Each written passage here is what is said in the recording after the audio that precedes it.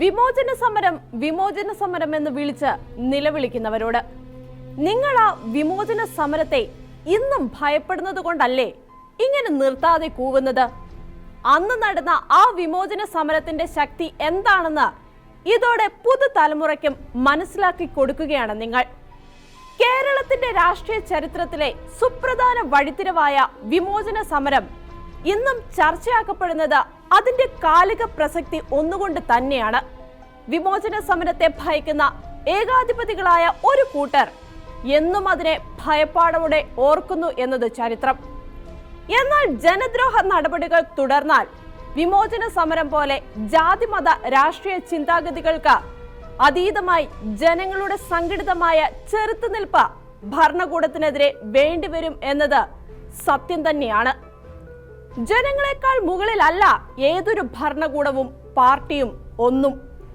ജനദ്രോഹ നടപടികൾ ആര് തുടർന്നാലും അവർക്കെതിരെ ജനങ്ങൾ ഒറ്റക്കെട്ടായി നിന്നാൽ കേരള മണ്ണിൽ സ്വേച്ഛാധിപതികൾക്കുള്ള സ്ഥാനം വെറും ചവറ്റുകുട്ടയിലായിരിക്കുമെന്നുള്ള ഒരു സന്ദേശമാണ് അന്നത്തെ ആ വിമോചന സമരം ജനങ്ങളെ പഠിപ്പിച്ചത്. EMS നമ്പൂതിരിപ്പാടിന്റെ നേതൃത്വത്തിലുള്ള കേരളത്തിലെ ആദ്യ കമ്മ്യൂണിസ്റ്റ് മന്ത്രിസഭയുടെ ജനദ്രോഹ നടപടികൾക്കെതിരെ 1958 ആരംഭിച്ച രാഷ്ട്രീയ പ്രക്ഷോഭമായിരുന്നു കേരളത്തെ ഇളക്കിമറിച്ച പ്രശസ്തമായ വിമോചന സമരം. 1959 കമ്മ്യൂണിസ്റ്റ് മന്ത്രിസഭയുടെ പുറത്താക്കലിലാണ് അത് അന്ന് കലാശിച്ചത്. 1957 ഏപ്രിൽ 5-നാണ് EMS സർക്കാർ അധികാരത്തിലെത്തിയത്. കേരള സംസ്ഥാനം രൂപം കൊണ്ട ശേഷം ബാലറ്റിലൂടെ നടന്ന ആദ്യ തെരഞ്ഞെടുപ്പിൽ EMS നമ്പൂതിരിപ്പാടിന്റെ നേതൃത്വത്തിൽ അധികാരത്തിൽ വന്ന കമ്മ്യൂണിസ്റ്റ് മന്ത്രിസഭയ്ക്കെതിരെ നടന്ന അതിശക്തമായ ജനകീയ പ്രക്ഷോഭത്തെ തുടർന്ന് കേന്ദ്ര സർക്കാരിന്റെ ശുപാർശ പ്രകാരം രാഷ്ട്രപതി ആ മന്ത്രിസഭ പിരിച്ചുവിടുകയും രാഷ്ട്രപതി ഭരണം ഏറ്റെടുക്കുകയും ചെയ്തു. EMSന് പുറമെ C. Achutha Menon, TV. Thomas, Joseph Mundassery, VR. Krishna Iyer, KR. Gowriamma തുടങ്ങിയ പ്രഗത്ഭർ ഉൾപ്പെട്ടതായിരുന്നു ആ മന്ത്രിസഭ. അവരുടെ സാന്നിധ്യമുണ്ട് എന്ന ഒറ്റ കാരണം കൊണ്ട് തന്നെ ആ സർക്കാരിൽ ജനങ്ങൾ വലിയ പ്രതീക്ഷകളാണ് വെച്ചു പുലർത്തിയിരുന്നത്. എന്നാൽ പ്രാദേശിക തലത്തിൽ പോലും ഭരണകക്ഷിയുടെ അനിയന്ത്രിതമായ ഇടപെടലുകളും സൽഭരണം എന്ന പ്രതിച്ഛായയും ഏകാധിപത്യ പ്രവണതകളുമെല്ലാം ജനങ്ങൾക്കിടയിൽ വലിയ ആശങ്ക സൃഷ്ടിച്ചു.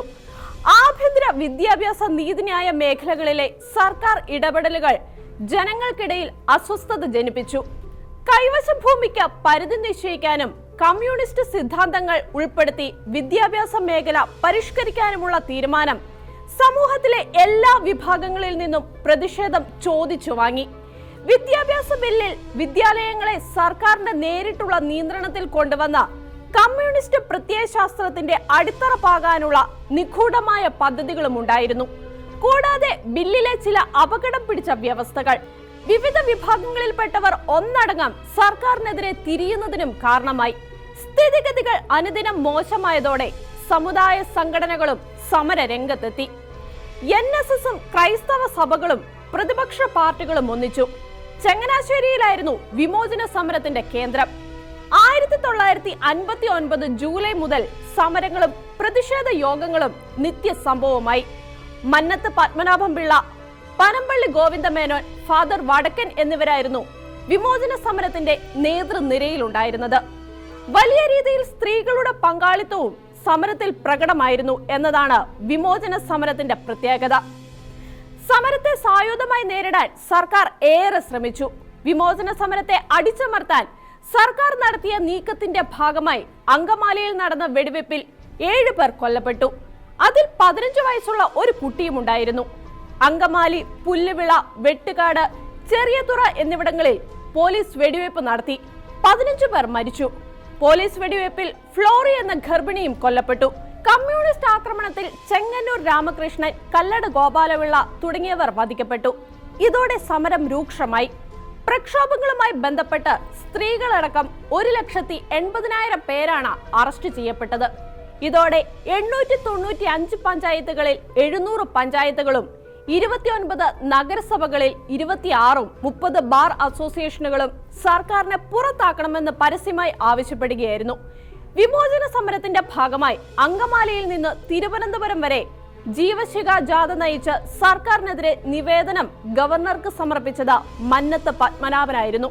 സംസ്ഥാനത്ത് ക്രമസമാധാന നില തകർന്നു എന്ന് അന്നത്തെ കേരള ഗവർണർ ബി രാമകൃഷ്ണ റാവു കേന്ദ്രത്തിന് റിപ്പോർട്ട് നൽകിയതിന്റെ അടിസ്ഥാനത്തിൽ ഭരണഘടനയുടെ 356 വകുപ്പ് പ്രകാരം സംസ്ഥാന സർക്കാരിനെ കേന്ദ്ര സർക്കാർ പിരിച്ചുവിടുകയായിരുന്നു.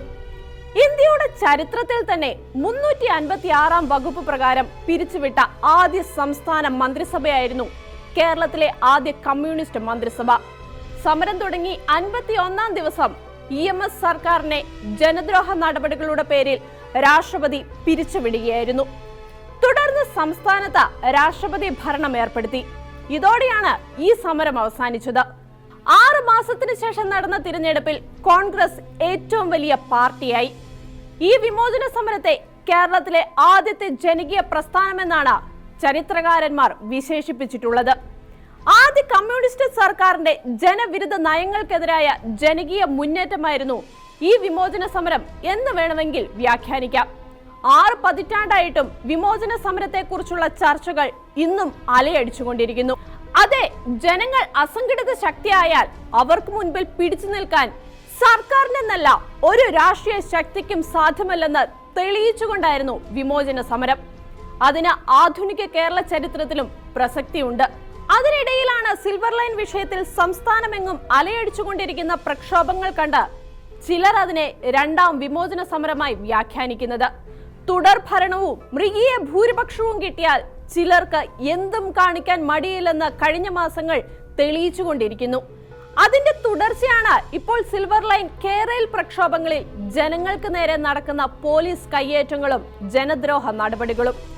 ജനങ്ങളെ പൊറുതിമുട്ടിച്ചുകൊണ്ടുള്ള ഇത്തരം ജനദ്രോഹ നടപടികൾ സർക്കാരും പാർട്ടിയും തുടർന്നാൽ വീണ്ടും ഒരു വിമോചന സമരം ഇവിടെ ഉണ്ടാകില്ല എന്ന് ആർക്കും ഉറപ്പു പറയാൻ കഴിയില്ല.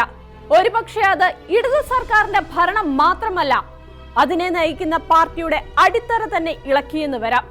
അതിനാൽ വിമോചന സമരം വരുന്നേ എന്ന് പറഞ്ഞ് മോങ്ങാതെ കേരള വിഷയത്തിൽ തെറ്റായ നടപടികൾ തിരുത്തുകയാണ് ഉത്തരവാദിത്ത ബോധമുള്ള ഒരു സർക്കാർ ചെയ്യേണ്ടത്. അഹങ്കാരവും ധാർഷ്ട്യവുമല്ല, ജനസമ്മതിയാണ് ഒരു സർക്കാരിന്റെ അടിത്തറ എന്ന് തിരിച്ചറിഞ്ഞ് തിരുത്തലുകൾക്ക് തയ്യാറാകാൻ സർക്കാരിന് കഴിയട്ടെ. അല്ലാതെ വിമോചന സമരമെന്ന് പറഞ്ഞ് ഇടയ്ക്കിടെ മോങ്ങുന്നത് ഒരു സർക്കാരിന് ഭൂഷണമല്ല എന്നുകൂടി ഓർമ്മപ്പെടുത്തുന്നു.